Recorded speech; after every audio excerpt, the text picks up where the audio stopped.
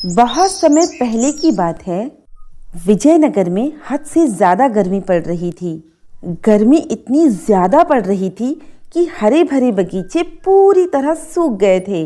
बड़ा से बड़ा पेड़ भी सूख चला था।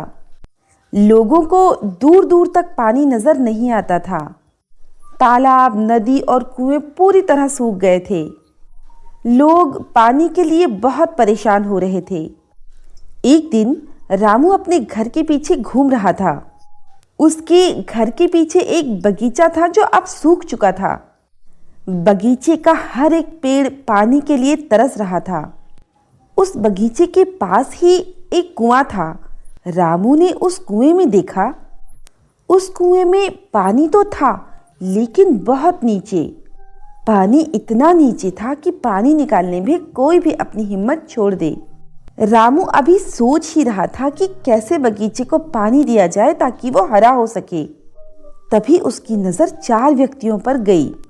वो चारों व्यक्ति रामू के घर की तरफ इशारा कर रहे थे।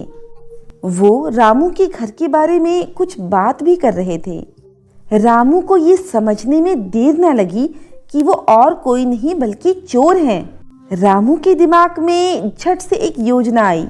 रामू ने अपने बेटे से तेज आवाज में कहा, बेटा, मैं सोच रहा हूँ कि हमें अपना बक्सा इस कुएं में डाल देना चाहिए, जिस बक्से में हमने सोना, चांदी और अशर्फियां रखी हैं। किसी को शक भी नहीं होगा कि हमने अपनी कीमती चीजों को इस कुएं में रखा है। रामू का बेटा जोर जोर से कहता है, पिताजी, आप जैसा कहें। उसके बाद रामू और उसका बेटा घर चले जाते हैं। कुछ ही देर बाद वो बक्सा लेकर आते हैं। वो बक्सा काफी भारी होता है। वो दोनों इस बक्से को कुएं में डाल देते हैं। कुएं में बक्सा गिरने की आवाज को वो चारों चोर सुन लेते हैं। इसके साथ ही उन चारों ने रामू और उसके बेटे की बातों को भी सुन लिया था। वो सभी चोर बहुत खुश हुए और वहां से चले गए। रात होते ही चारों चोर उस कुएं के पास आ जाते हैं। वो कुएं के पानी को निकालना शुरू कर देते हैं। वो लोग बहुत मेहनत करके उस कुएं के पानी को बाहर निकालते हैं। सारी रात में सारा कुएं का पानी निकल जाता है। तभी उन्हें एक बक्सा नजर आता है। सभी चोर बहुत खुश होते हैं और एक दूसरे से कहते हैं, अब हमें कोई भी काम करने की जरूरत नहीं होगी। फिर वे जल्दी जल्दी कुएं से बक्से को बाहर निकालते हैं। लेकिन ये क्या, उस बक्से में सोने, चांदी और अशर्फियों की जगह बड़े बड़े पत्थर होते हैं।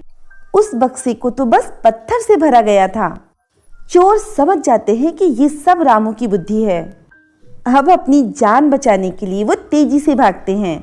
सुबह जब रामू अपने बगीचे में आता है तो उसे चारों तरफ सिर्फ पानी ही पानी नजर आता है। रामू बहुत खुश था कि उसकी योजना सफल हो गई। जब रामू ने ये घटना अपने पूरे गांव को बताई तो वे बहुत हंसे और बोले, शायद चोरों को नहीं मालूम था कि वे बुद्धिमान रामू के घर आए हैं। अगर आपको ये कहानी पसंद आई हो तो जल्दी से हमारे चैनल को सब्सक्राइब करें, वीडियोस को लाइक करें, कमेंट करें और अपने दोस्तों के साथ शेयर करें। Thanks for watching.